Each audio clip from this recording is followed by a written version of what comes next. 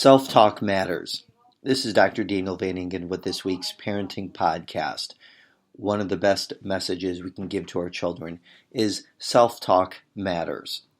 The self-talk of today is heavily influenced by the internalized self-talk of the past. It's the messages we learned growing up that makes the biggest difference.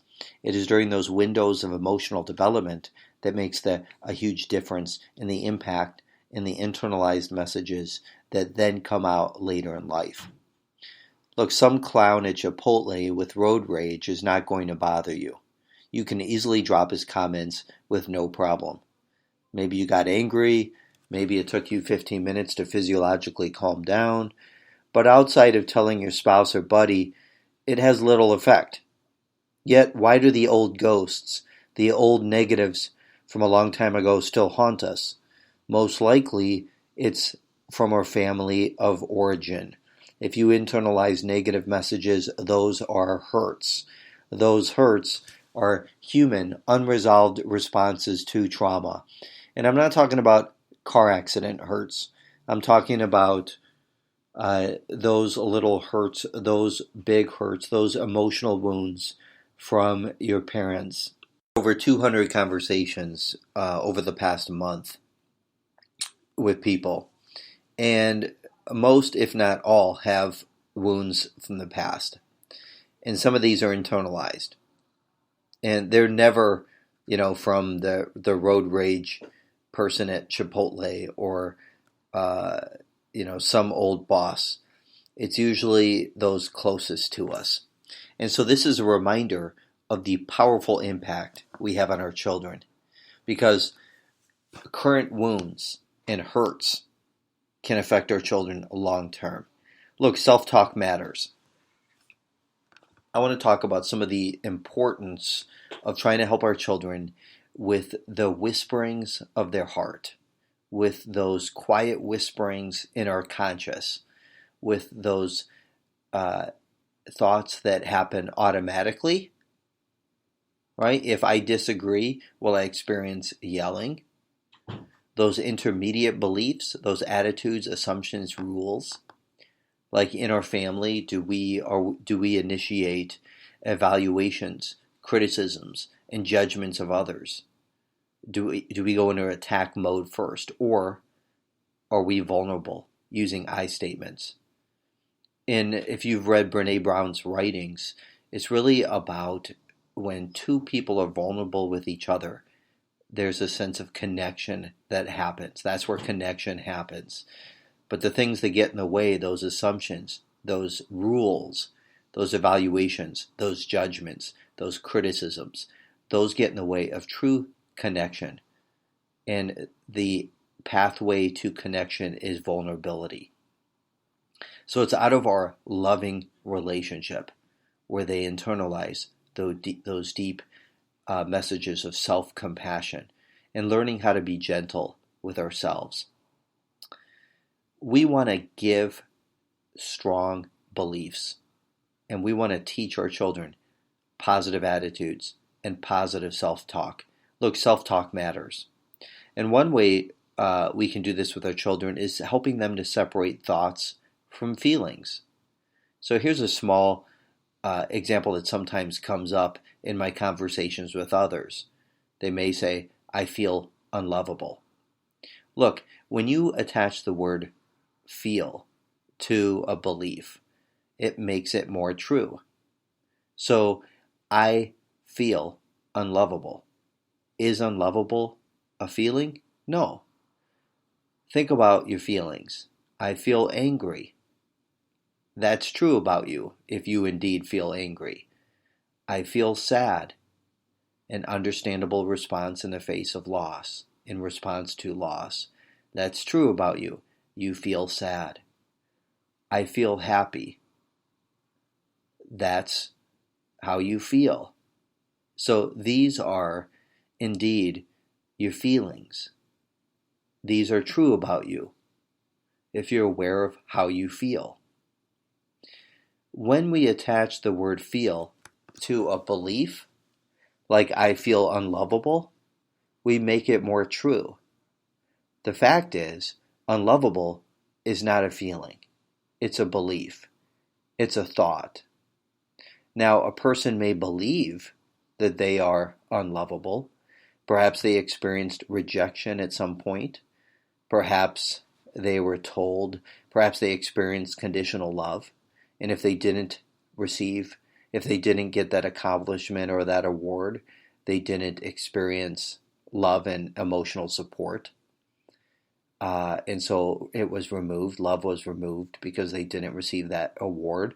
That's conditional love. And so at times they experienced being unloved. Somehow they interpret, from some past, they came to this belief that I am unlovable. However, it's a belief, and that can change, that can shift. We can look for the evidence of how I am indeed lovable. But when we attach I feel to the belief unlovable, well, unlovable is not a feeling. Unlovable is a belief. What we want to do is to look for evidence of how we are indeed lovable. And the fact is you are. The fact is your children are. They are lovable. So it's a small thing, but separating thoughts from feelings really makes a significant impact in the lives of our language and in the lives of our self-talk. Additionally, separating preferences from shoulds or musts. So I must get a perfect score versus I prefer. We definitely want to convey messages to our children that we have preferences, but we want to eliminate shoulds or musts. It's the shoulds or the musts. Sometimes that's attached to conditional love. Sometimes this absolutistic language infiltrates our family, your family, and so someone can develop the belief of perfectionism is a demand. Perfectionism is expected. But what we want to do in terms of the context of self-compassion and gentleness with ourselves, and with the powerful three-word phrase, self-talk matters, we want to move away from shoulds or musts. And we want to separate these from our preferences. Finally, I want to talk about catastrophizing. I often refer to catastrophizing as one of the key cognitive distortions that elevate anxiety. In fact, it turns anxiety into a panic attack. It's a common type of thinking. What happens, though, is when catastrophizing, the importance of a problem is exaggerated. The worst possible outcome is assumed to be true. What we want to do is teach our children to learn to question their own thoughts and learn to correct some of our cognitive distortions. And some of the cognitive distortions include catastrophizing. And so some questions that can help are the following. What are you worried about? How likely is it that your worry will come true? Give examples of past experiences or other evidence to support your answer. If your worry does come true, what's the worst that could happen? If your worry does come true, what's most likely to happen? It's helpful to recognize the likelihood of, what is, so I understand that this is the worst case scenario, that you're going to get fired from Walgreens if you request time off, and or from Walmart, and the teenager refuses to request the time off for the SAT score or for the SAT test, and it means you're going to be fired. And then you won't be able to put that on your resume, and that's going to affect the job application. And it means you won't get into your preferred school because you have a limited work experience and you're not a balanced, broad student who also managed work and responsibilities. And this means you're not going to get a job and you're going to be stuck at Walmart for the next 5 years. But you also won't have that job, so you won't be stuck at Walmart. You'll be stuck back at working at Dairy Queen. But they may not hire you, and here you are stuck in your parents' basement, no work, no college, no relationships, all your friends moved away, and you're stuck playing video games. And you can see kind of where that process takes a person. They catastrophize. And so it's helpful to say, okay, what are you worried about? How likely is it that your worry will come true? If your worry does come true, what's the worst case scenario? What's the worst thing that could happen? And if your worry does come true, like you can't get that time off, what's most likely to happen? Well, I think we'll have to reschedule the SAT test for 2 weeks later, not the end of the world.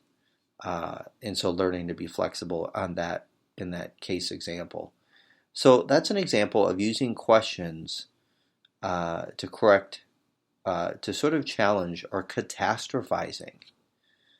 And so self-talk matters.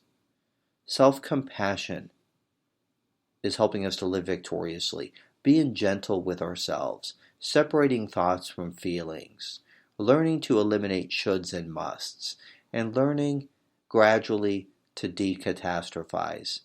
These are things that we can help our children as they enter into the years of the tweens and as teens and as post-high school, in college. Lots of exciting adventures arise, and self-talk matters. This is Dr. Daniel Van Ingen with this week's Parenting Podcast on Self-Talk Matters.